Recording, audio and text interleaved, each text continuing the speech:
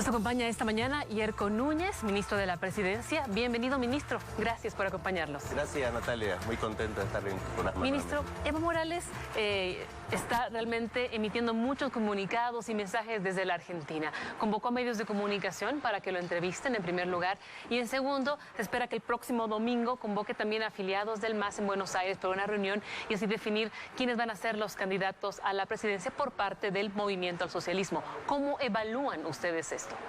Bueno, está claro de que el expresidente divide a los bolivianos. Mire, él no puede emitir ningún criterio. Es por eso que nosotros, por medio de la Cancillería, se va a hacer la denuncia ante las Naciones Unidas, porque lamentablemente lo único que hace el expresidente Morales es dividir, enfrentarnos a los bolivianos. Aquí en nuestro país hubo un fraude electoral.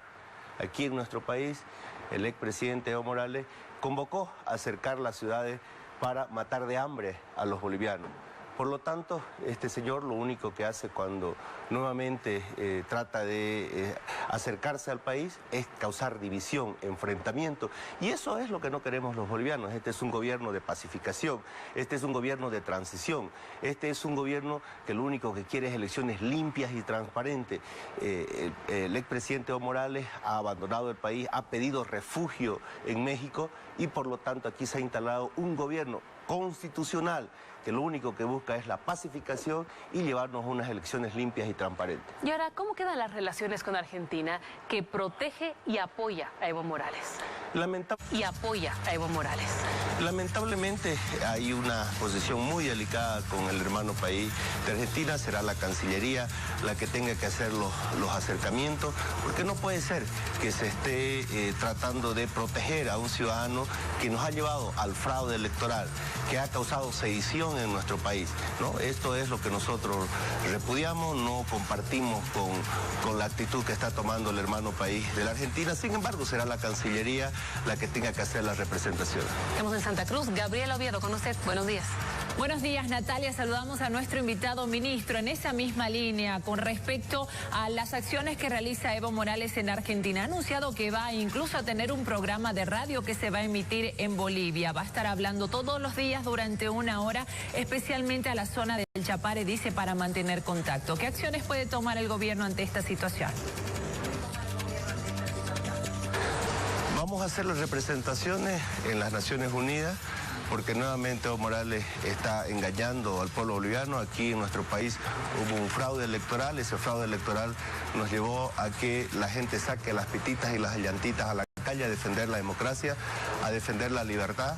Y fruto de eso, el expresidente Morales sale del país, pide refugio en México y causa sedición. Convocó a los movimientos sociales a acercar las ciudades para matar de hambre prácticamente a los bolivianos. Entonces nosotros no estamos de acuerdo en que nuevamente el expresidente Evo Morales quiera retornar al país para causar división, enfrentamiento entre los bolivianos. Los bolivianos queremos democracia, queremos libertad y en estos poco tiempo de la salida de Evo Morales respiramos ya a democracia, respiramos a libertad y no queremos volver nuevamente al divisionismo. Y está claro que el expresidente Morales lo que quiere es dividirnos a los bolivianos, lo que quiere es enfrentarnos a los bolivianos, quiere que vivamos lo que hace un mes atrás vivíamos, donde los bolivianos estábamos en la incertidumbre. Ministro, ¿y ya se ha notificado a Interpol sobre esta orden de aprehensión contra Evo Morales? ¿Podría ser detenido en Argentina? ¿Es el Ministerio de Gobierno quien está trabajando en ese tema? Claro que sí, podría ser. Se está haciendo todas las representaciones correspondientes. Todos los bolivianos son bienvenidos a nuestro país, pero si alguien tiene que rendir cuentas a la justicia, este gobierno le va a garantizar la independencia de poderes. Pueden venir un proceso justo, porque no se puede repetir lo que hemos vivido en 14 años, donde quienes pensaban diferente de manera inmediata eran perseguidos políticos. Aquí hay una independencia de poderes, aquí lo que el gobierno va a hacer es garantizar un proceso justo, pero todos los bolivianos tienen derecho a retornar al país, pero también si en caso tengan procesos, pues nosotros vamos a hacer de que sean procesos que sean justos y que no sean manejados de Palacio de Gobierno. Ya está completo el Tribunal Supremo Electoral, los tribunales departamentales y este sábado la presidenta Yanine Áñez llamó a cuidar el voto. ¿Esto es porque hay amenazas latentes? ¿De quiénes? ¿Cuáles? Mire, siempre hay indicios de que puede haber fraude electoral. Por eso es que nuestra presidenta ha puesto a los mejores representantes al órgano electoral. Ahí tiene Salvador Romero, una persona muy querida que nos ha mostrado de que se puede hacer elecciones limpias, transparentes.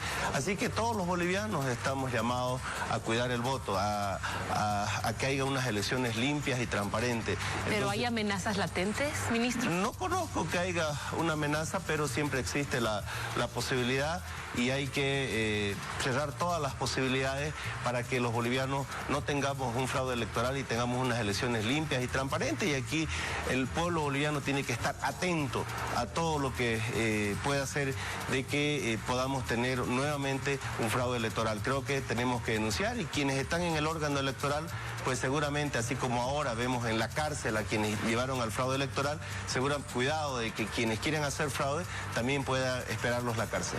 Y ahora, Sánchez Brestaín quiere volver al país, fue muy claro en su intención. Sin embargo, hay temas pendientes con la justicia. ¿Qué dice al respecto el gobierno? Mire, todos los bolivianos tienen derecho a retornar al país.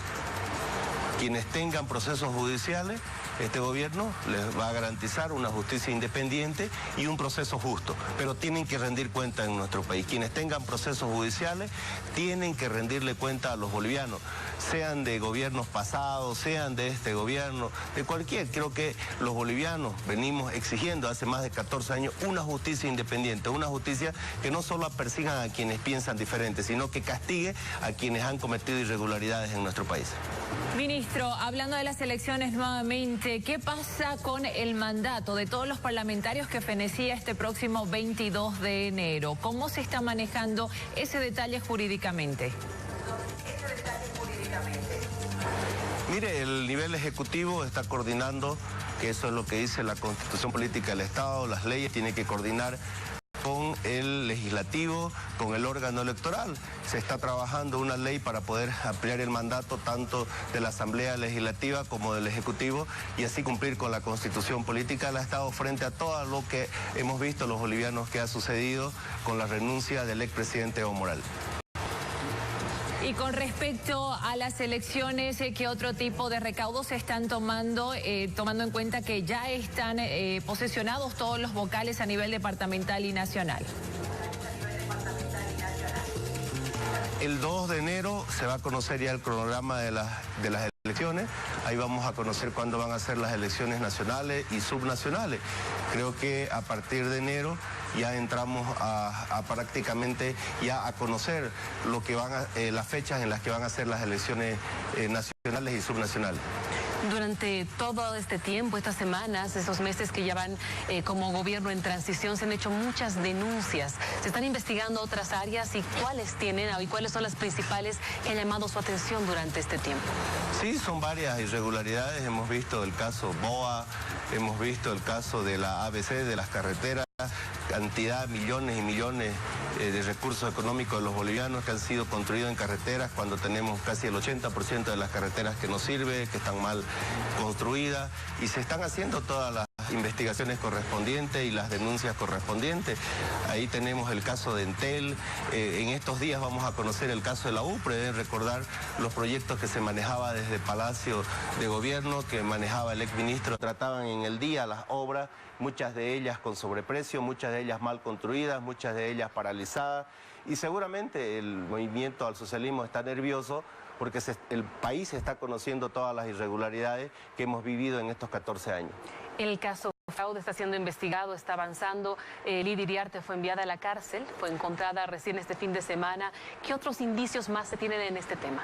Mire, lo que no tenemos que olvidar nunca los bolivianos es que todo este problema que ha sucedido en estos últimos meses en nuestro país nace del fraude electoral. Ese fraude electoral en que fueron parte los 5 vocales electorales en coordinación con el Ejecutivo. Ese fraude electoral lo llevó a las calles, a la ciudadanía con sus pititas y sus llantitas, y ahí vemos la salida del expresidente Evo Morales, que él hizo sedición al decir de que se cerquen las ciudades y que prácticamente se mate de hambre a los ciudadanos. Entonces, toda esta situación nos ha llevado, todo este fraude nos ha llevado a esta situación donde tenemos a Yanine Áñez como presidenta de los bolivianos, fruto de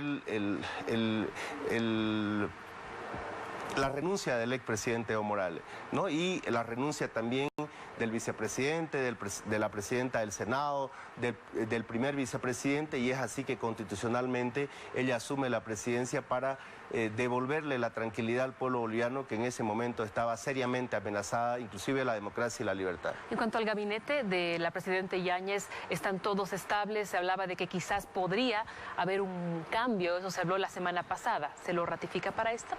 Sí, está todo bien. Hemos tenido reunión de gabinete donde se ha hablado de muchos temas. ¿Todos los ministros se mantienen? Por el momento todo se mantiene, todo está normal, todo está bien. Y bueno, creo que hay muchos retos ahora que asumir. Seguramente hay que evaluar un poco más de un mes del 2019 y encarar ya lo que va a ser los primeros meses del 2020. Bien, ministro, gracias por acompañarnos hoy día.